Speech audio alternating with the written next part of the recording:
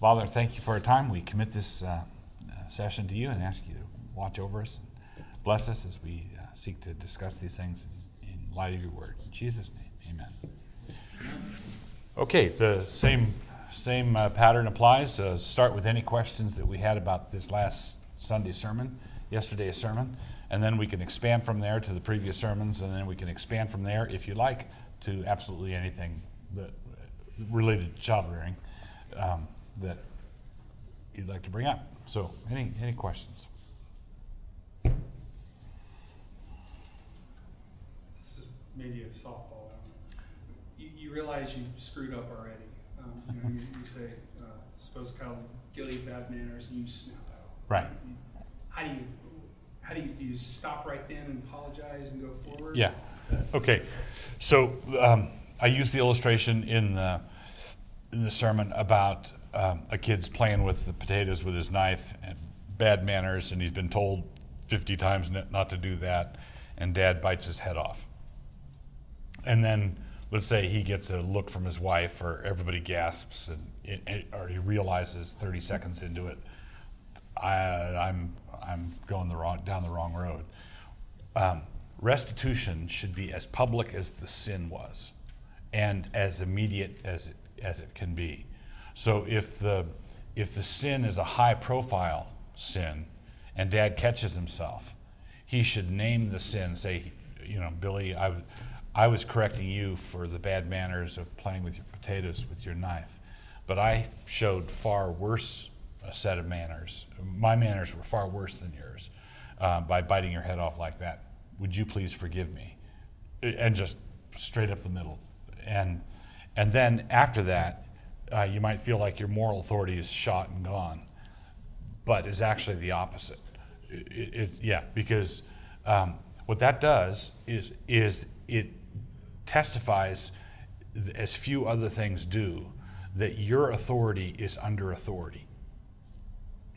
So if they have to say they're sorry when they're wrong and they don't feel like it, and they see that you have to do the same thing, you're under authority just like they are, which means that they're not under the kind of authority that's arbitrary, capricious, and there's no appeal. If you just refuse to say you're sorry, if you refuse to apologize when you've wronged your children, that just tells them, I'm under an arbitrary tyrant, and I'm just going to start counting the days until I'm out of here.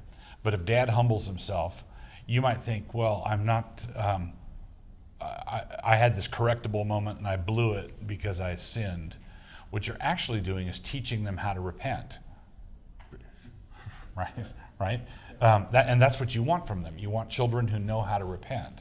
And they're not going to know how to repent if they've never seen it modeled.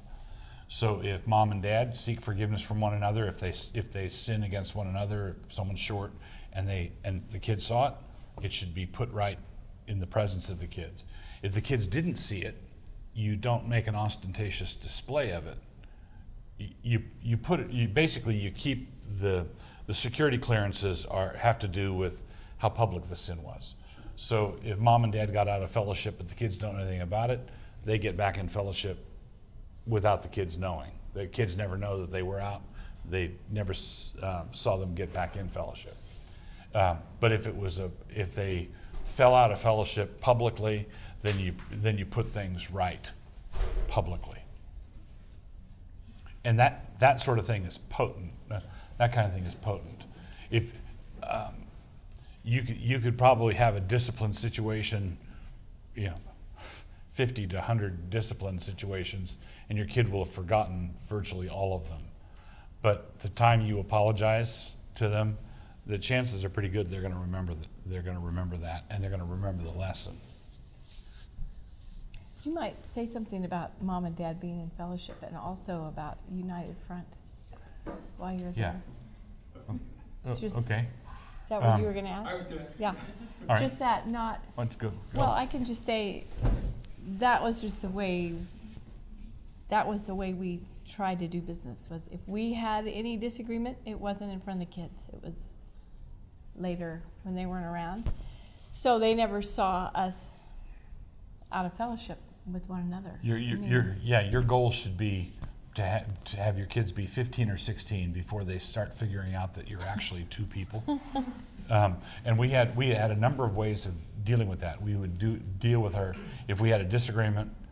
You don't ever want dad to start disciplining the child and mom undercut him from behind, or start making excuses for the child who is being disciplined, or the other way around. If, let's say, dad's disciplining one of the kids and mom disagrees, she should take it up with them as soon as they're alone and say, honey, do you mind if I talk to you about that situation?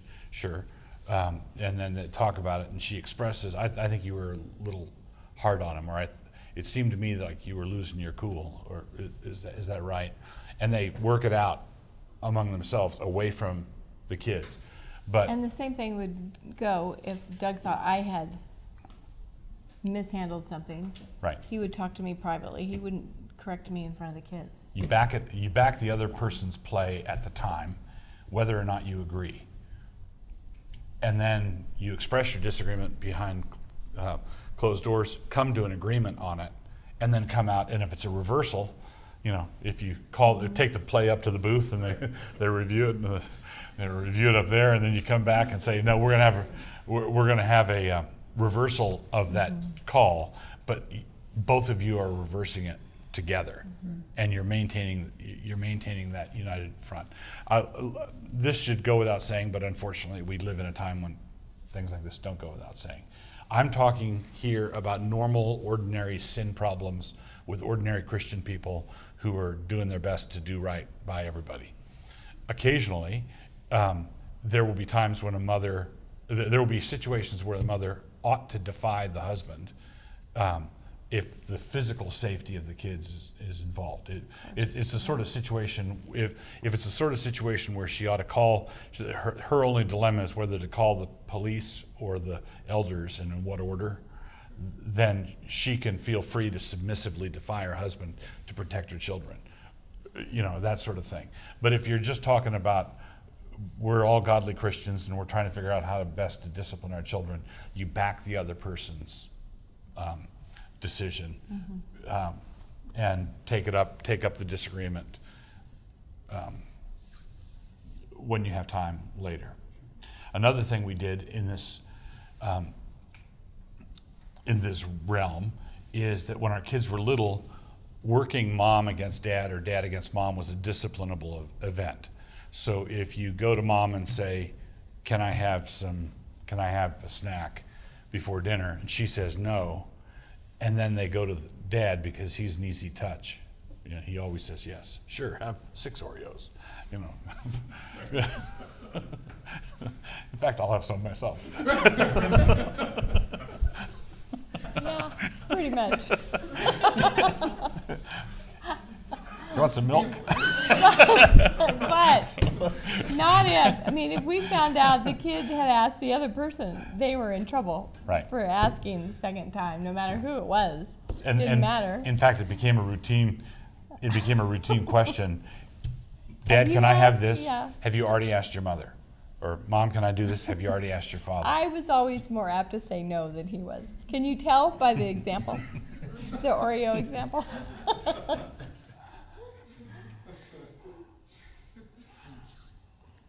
In regard to those sins behind closed doors that are handed down covenantally, Yes.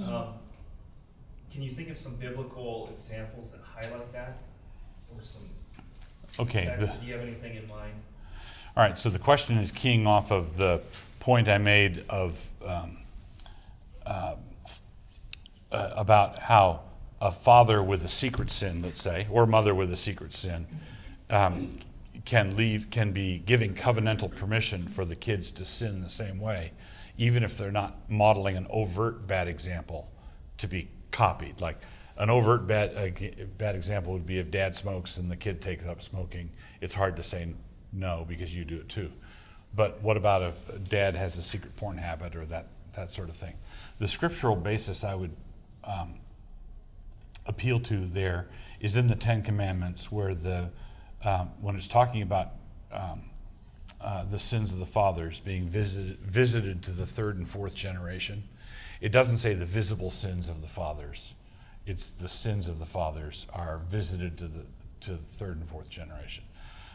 And as I've thought about this, this first occurred to me when in pastoral situations where a problem manifested itself in the kid, and I knew from previous history or a previous situation that there was a similar situation that the kid didn't know about, but which I did, and I thought, okay, there's a family resemblance, and there's not a visible thing for him to copy, and so I noticed that, and I thought of it in terms of covenantal permission, leaving secret passages and secret cupboards and that sort of thing unlocked in the house, and everybody lives there.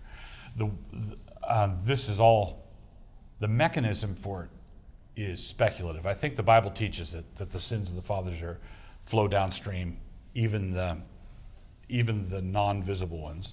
And I've seen this sort of thing played out.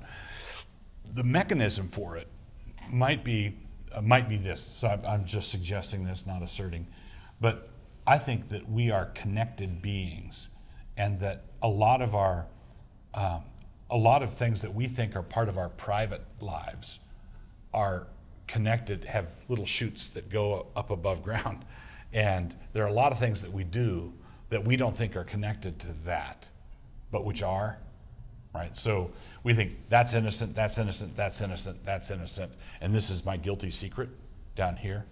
And the kids who are copying all the things that we think are innocent, self-justifying behavior, rationalizations, laziness, anxiety, that sort of thing, do get picked up on, do get copied, and then the underpinnings for that start to manifest themselves as well. That's one possibility. So I think it's connected to imitation and not just invisible zapping. I don't think it's, although I think God is the one who visits the sin to third and fourth generations, I don't think it's capricious. I think there's a logic to it. The other thing is, I think I said this in an earlier sermon, but to thousands of generations that love God. So the 3 and 4 generations is a mercy. It's a cutoff. It's a limitation.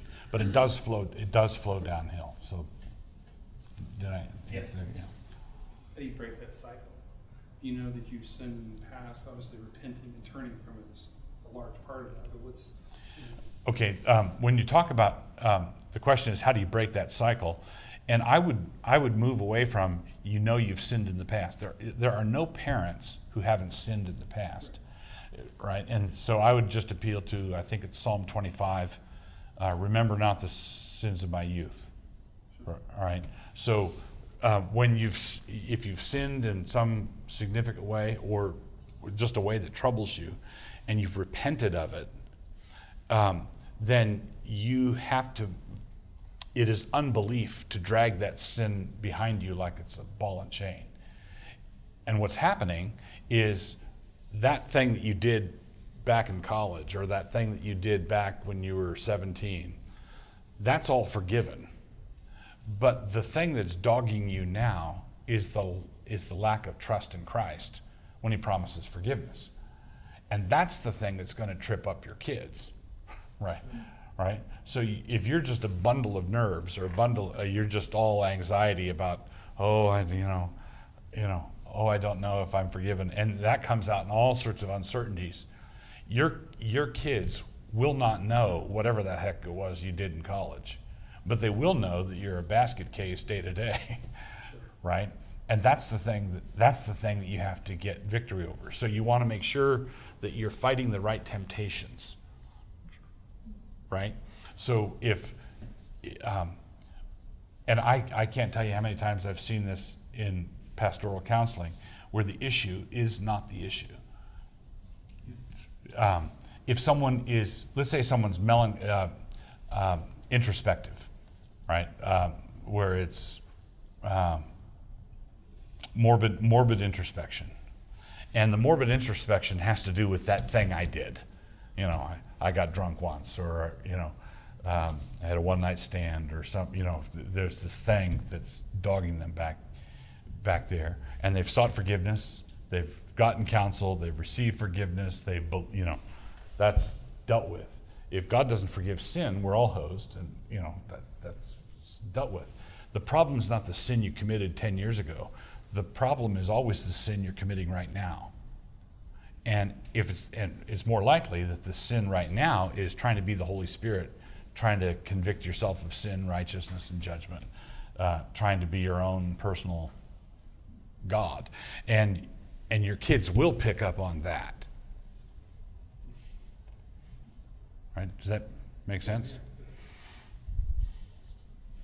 And they will mimic or model, and this was the whole point of the sermon. My dad used the illustration.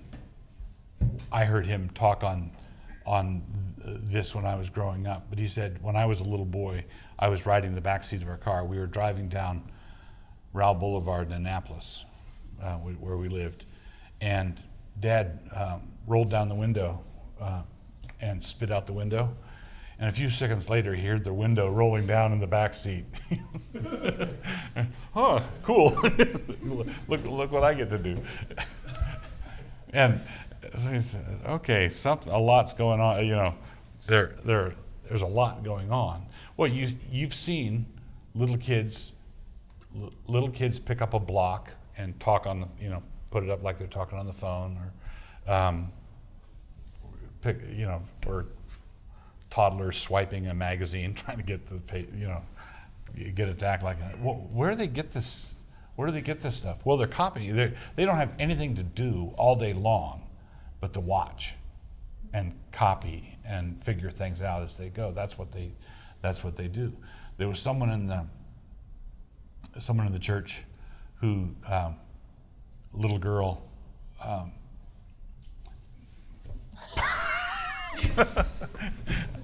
got a warning tap. I don't think you should tell that story. But it's a really good one.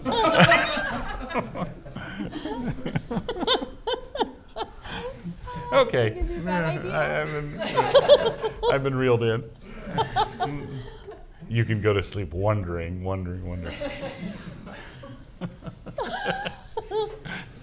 You tell it. Oh, no. Okay, next question.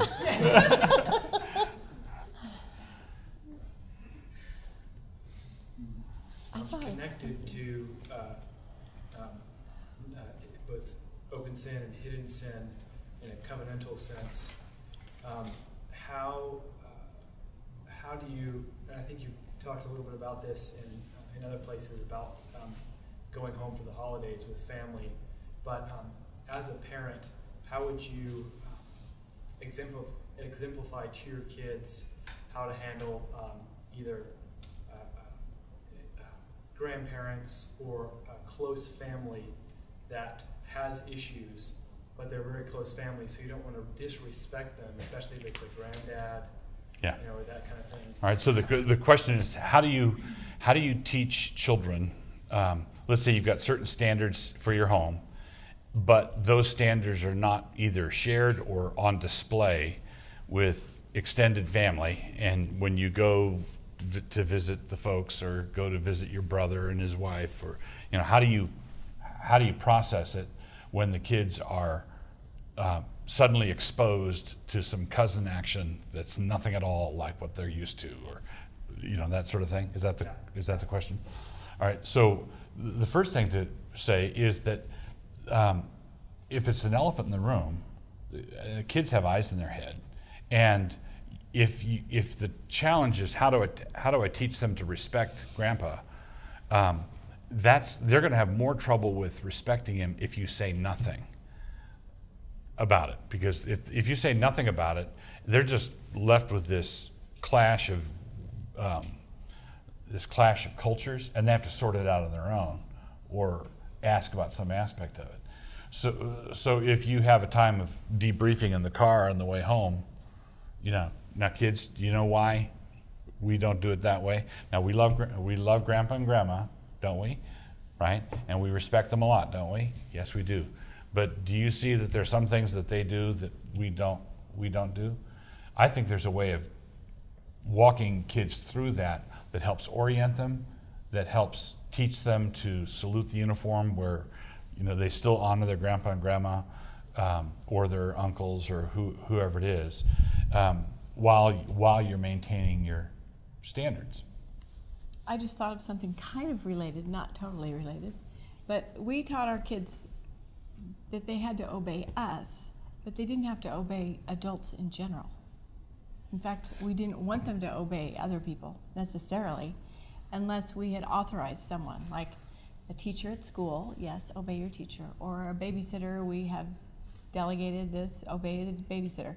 But just if some person at church told them to do something or not do it, or a neighbor, which happened to some of my grandkids at our house, was yelling at them to get out of the alley, which they were perfectly fine to be there in the alley. And when they told, I guess it was probably, I don't know which family it was, but they told her parents that she had been yelling at them, and my daughter said, "So what did you do?" They said, "Oh, nothing. She's not the boss of us." So we taught our kids, they are not your boss. So just random adults sometimes get bossy with other people's kids and say, don't do that or whatever. And so anyway, it's just a protection for your kids. And so adults in general are not in authority over them. It's kind of nice, freeing for them. It's just like women are not submitting to men, it's wives to husbands. And it's very freeing. Did that relate to anything? Yeah. Yeah, basically, your kids need to know what the line of authority is, who they need to obey, who they need to copy, who they need to not copy, and who they love and respect and obey, who they just love and respect, and who they just love. And it may be even with grandparents. It could be grandparents, and the kids just say, "Well, I'm going to go ask my parents." They say, "Oh no, it's fine, it's fine." It's like, "Well, I'm going to go check anyway." That's great. That's good. Right. One other thing is, and actually, I'm glad I remembered this. There are some parents who think that the way out of this bad jam is, I don't want my kids to be brought up the way I was brought up, so I'm gonna sort of pull away from my family. We're not going to go visit for Christmas or Thanksgiving, and we're not going to. And this goes back to the previous point I made, where some situations are so horrendous that, you shouldn't go visit. But we're talking about normal, civilized human beings here. We're not talking about whether you go visit, Hell's Angels for Thanksgiving. It's your folks. Well, some Christians, especially if non-Christian grandparents, Christian parents, they got converted in college, and they say, we're going to pull away from our parents so the kids don't have this bad influence. Well, what the kids are seeing to imitate is distance between parent and child.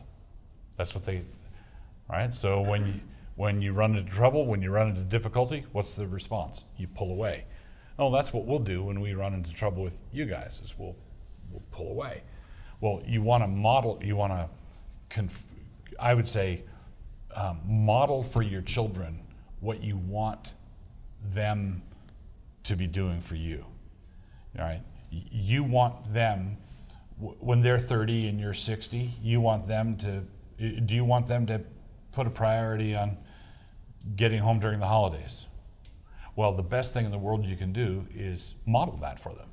And you say, well, it's so hard to get home for the holiday. I'm busy, and it's the whole cats in the cradle thing, So model for them what you want them to be doing. And of course, there are limits and there are things, sometimes people just make it impossible, but it really should be impossible. A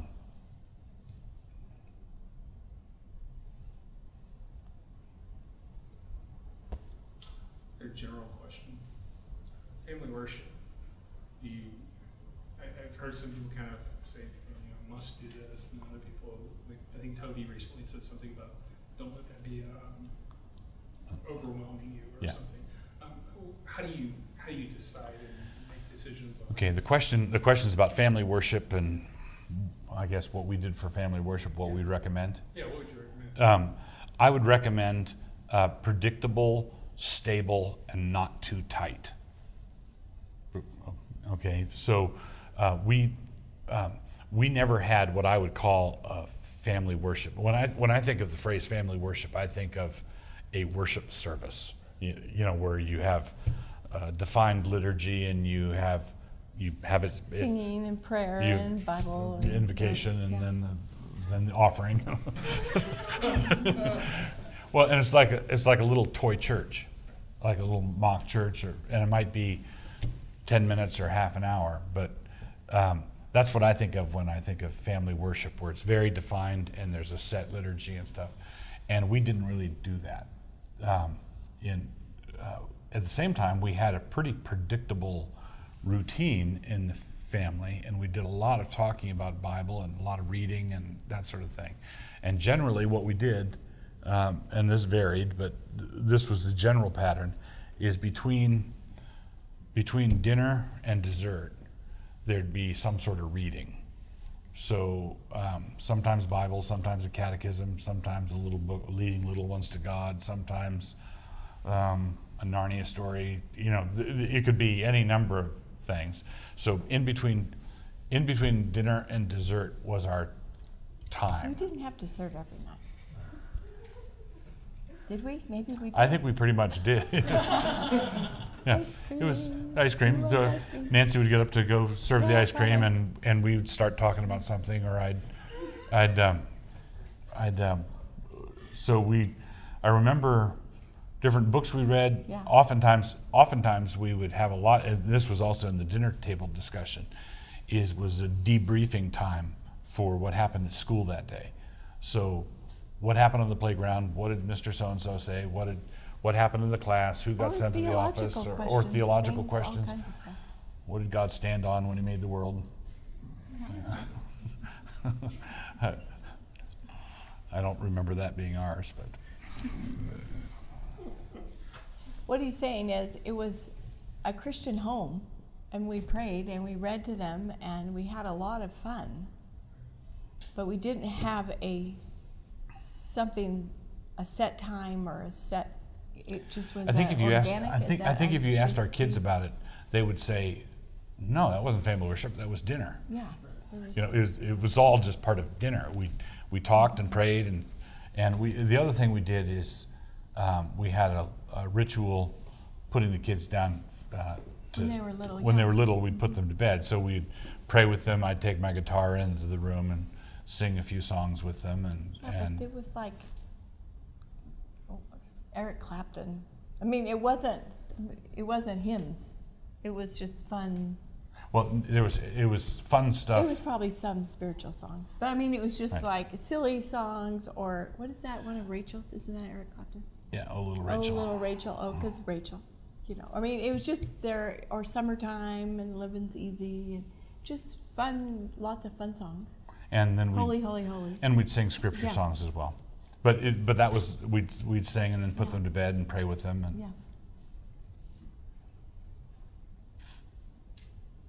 Lots of both. And in the cars, you know, singing all kinds of songs.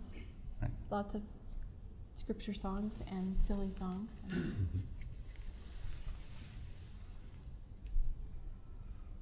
Anything else? Other question? As long as we're asking general questions. Yes. What is your guidance on dates? One-on-one time, father, child? Just that child? Yeah. Just the father?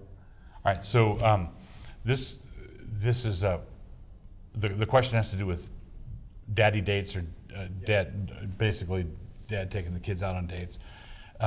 When we it's hard for me to gauge from this distance what the ratios were, but generally when the kids were little, Saturday morning was my time to take the kids out.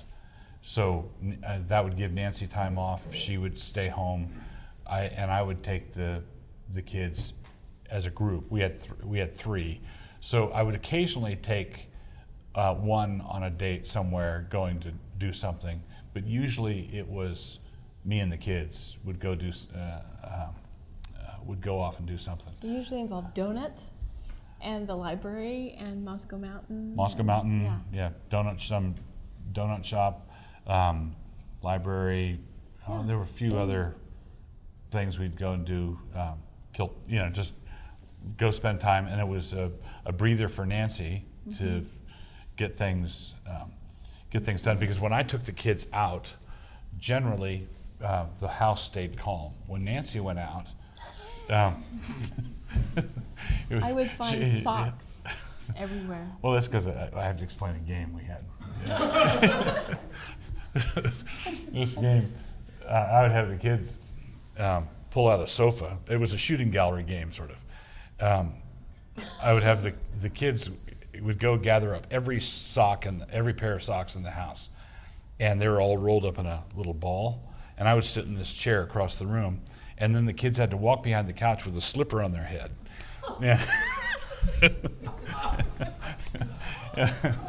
And the game was to see if I could knock the slipper off.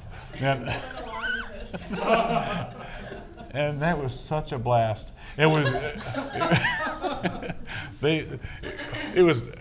a great game. But then Nancy would come home and there'd be They put them away, but I would find them. Socks under this and that and the other thing. But it was no damage. You can't really hurt anything. Right. It's and they had to walk slowly and deliberately. And their goal was to make it all the way across with the slipper still on their head. So I recommend it highly. Oh yeah, it's a good one. And he could just lie on the couch while he did it. But the other And thing, then when we were over, that round was over, and then the kids would go gather up all the socks and deliver them, reload the can, and his day off, he had a great day off.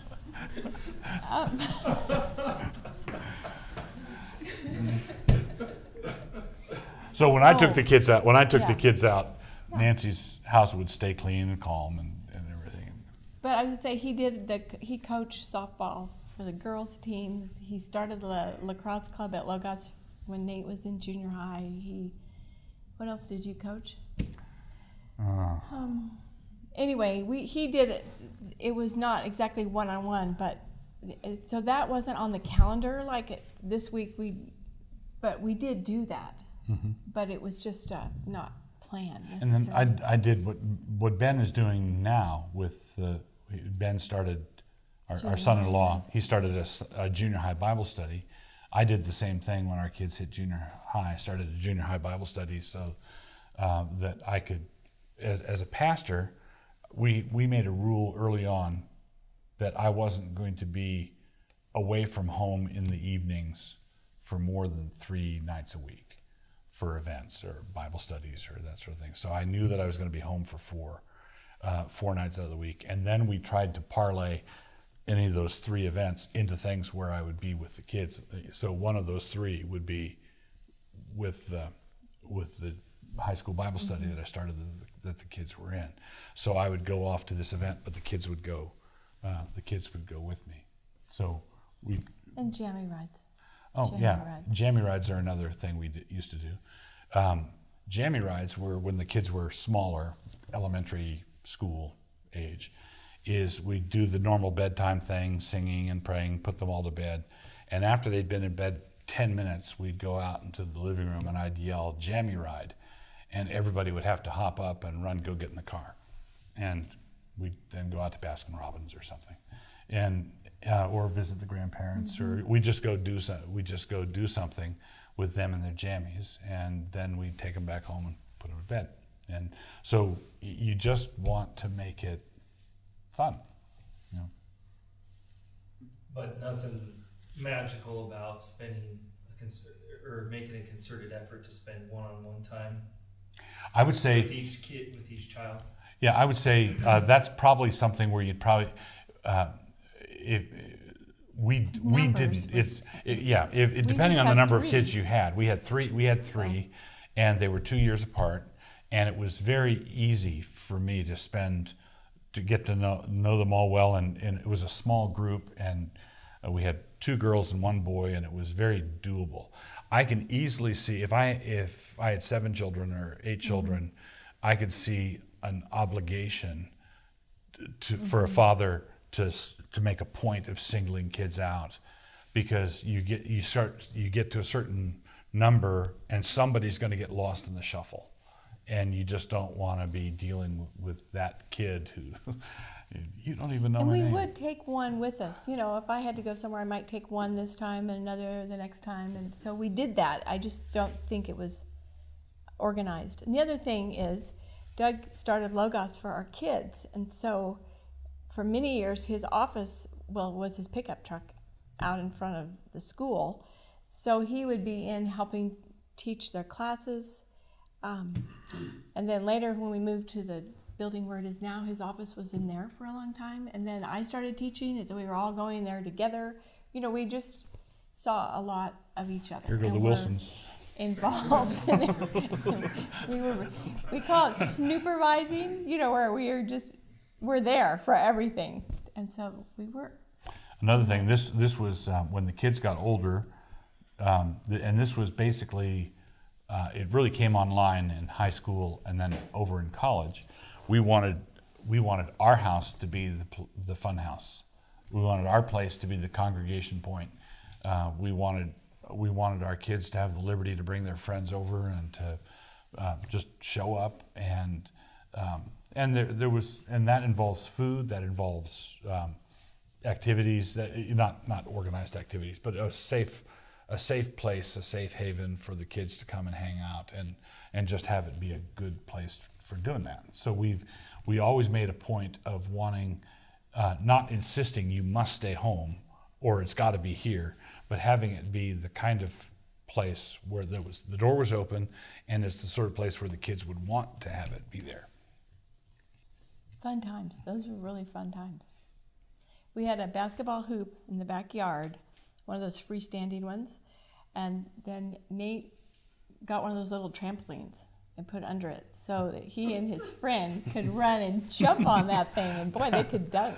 Then they could. They completely wore it out. Yeah, it works very well. Another question.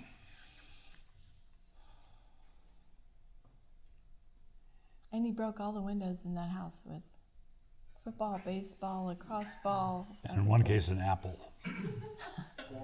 They were old windows.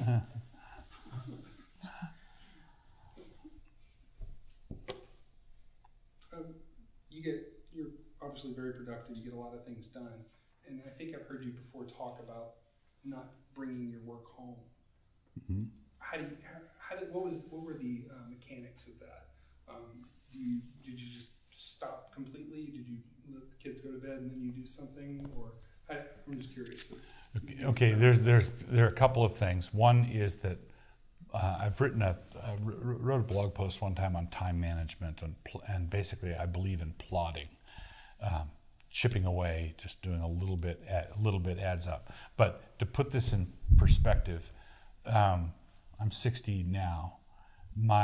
And I've written a bunch of books and I write a lot, but my first book was published when I was almost 40. Right, so we saw the time when the kids were little as plowing and planting.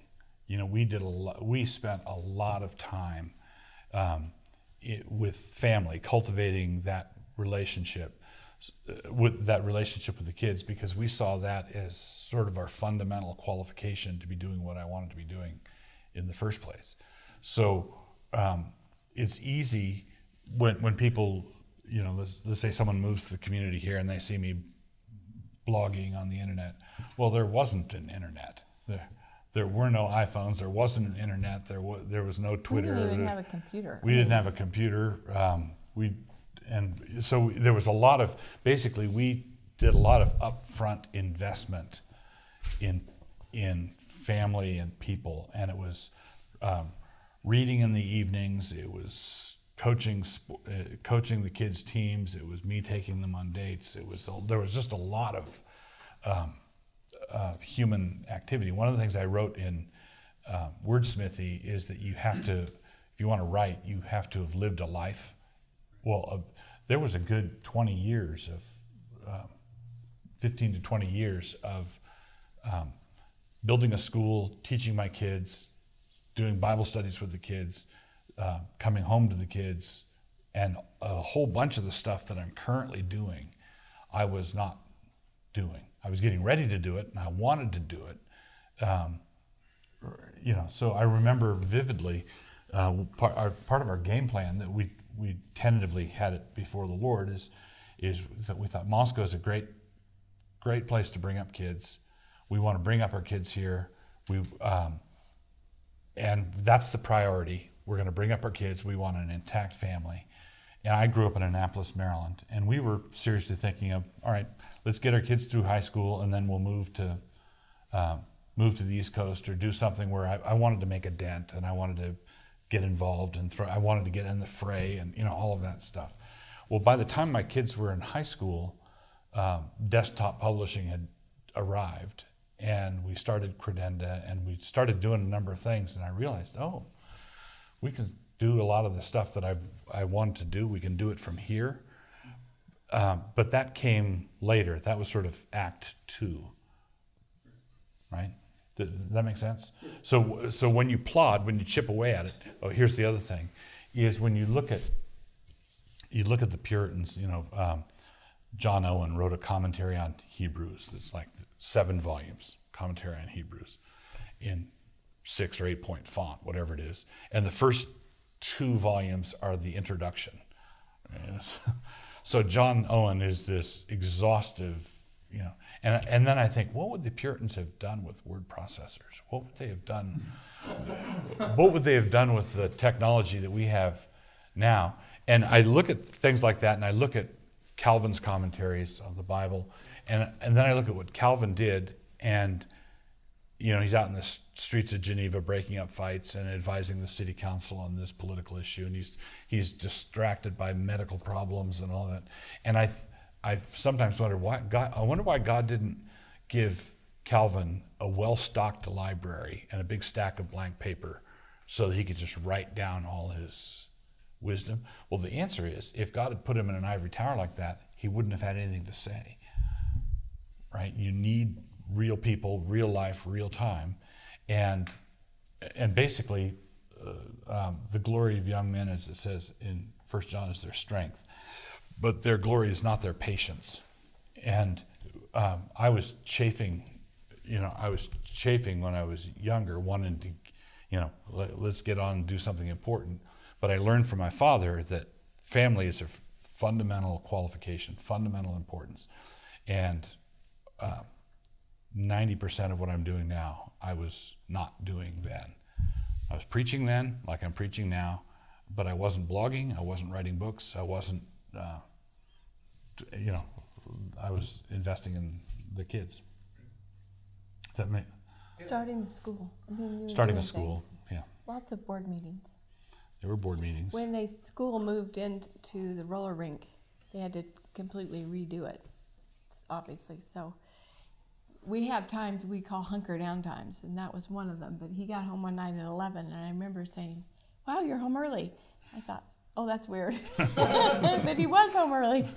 It was a hunker down time. But when the kids were growing up, the 3 days a week rule, he was still home for dinner. It just meant he had events in the evening. If you go in the lunchroom at Logos, that tile, the 4 blue squares, and I laid that. And I remember standing after one evening, laying all that tile, looking across that room, big empty room, thinking how enormous it seemed. This room is huge. How are we ever going to fill it up? And now it's this little dinky, little dinky thing. But he and Nate also built our house, most of our house together, and they did that in the summers. Nate was like 8th grade or 8th Starting in 8th grade. 10th grade. It took us a while. But so that was a lot of That was the shop class. One-on-one. The shop class that neither of us had ever had. That's right. Which led to some interesting scenarios. Yeah. But Nate can build anything now. Because of that. Yeah, and working with Nate on the house was working on Nate, working with Nate was an investment in him. Yeah.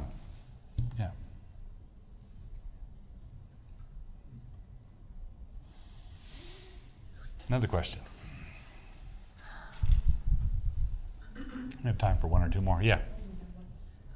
What about when you're having family or friends over, and when it's just you, your family, you try to make a concerted effort for that dinner time to be really fun, you chat with your kids and everything.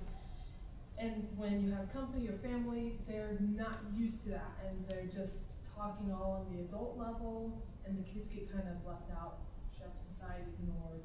How do you deal with that? Okay, so that's a great question.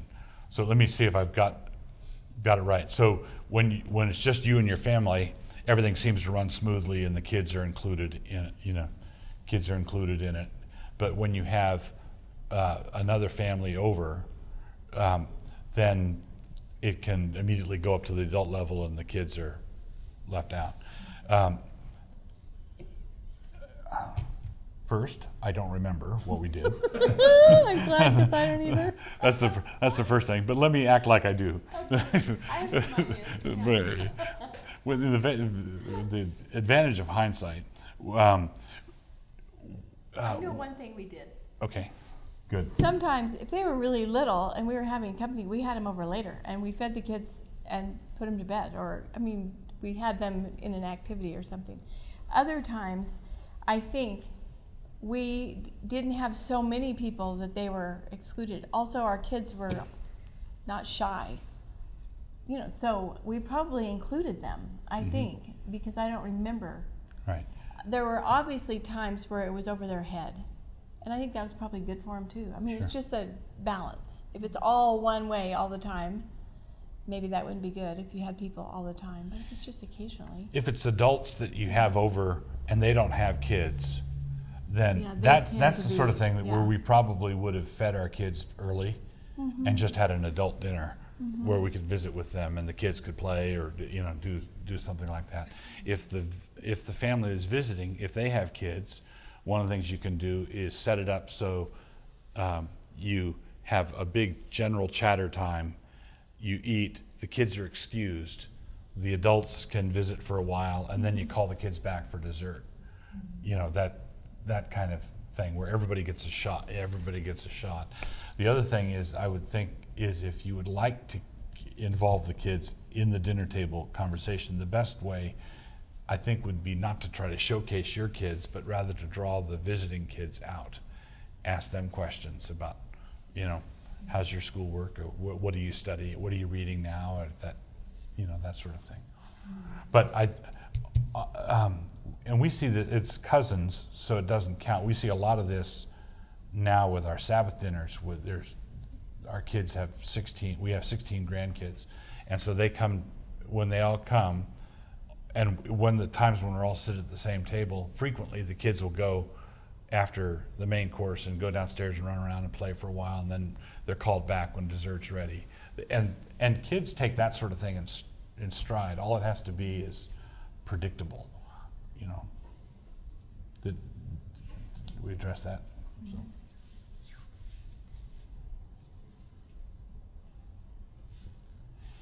Uno mas, as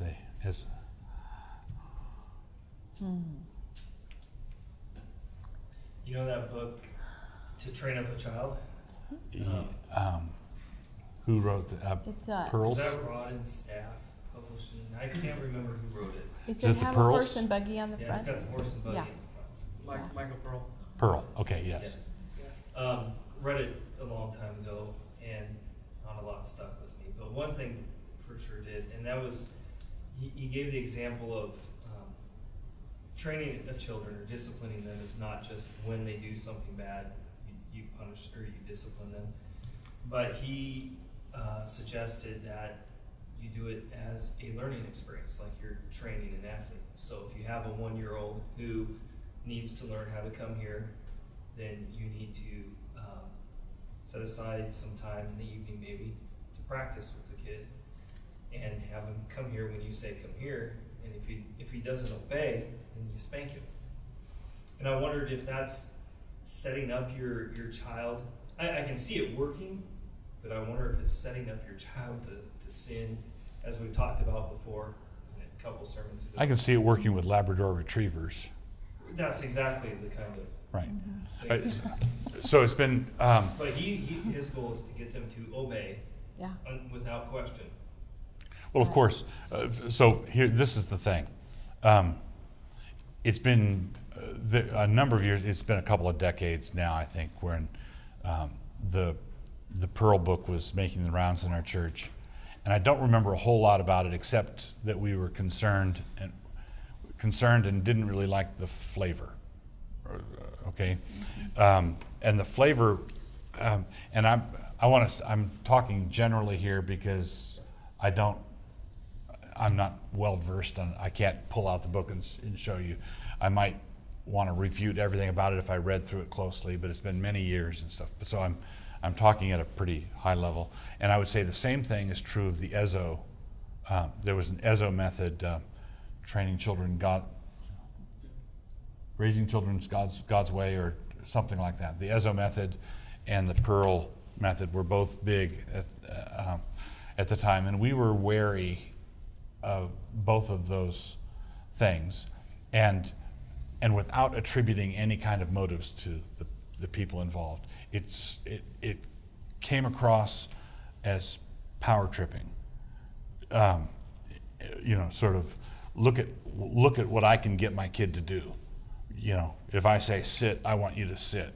If I say come, I want you to come. And even if the motives are right and it's not actually power tripping, it can come across. If it can come across to others like that, it can certainly come across to the kid like that, right. And so some of the suspicions, and again, this is not all footnoted, but some of the suspicions I had about the overly strict instant obedience when I say the way I say, and let me schedule everything all out, has 20 years later, when the kids and the parents are not on speaking terms, they can't communicate. Well, that's the fruit of that. So discipline, in Hebrews 12, discipline yields the peaceful fruit of an upright life. So the end result of discipline ought to be peace, harmony, joy, good relationship, laughter. That should be the fruit that you're aiming at. And when you're too focused on tight obedience now in every detail, it's very hard to keep that balanced. And joyless. Even when you want it to be balanced, and even if someone said, "Oh no, we want it," someone who's following that method would say, "Oh no, we want it to be balanced." Yeah, but it's not enough to want it to be balanced. You want it to actually be balanced.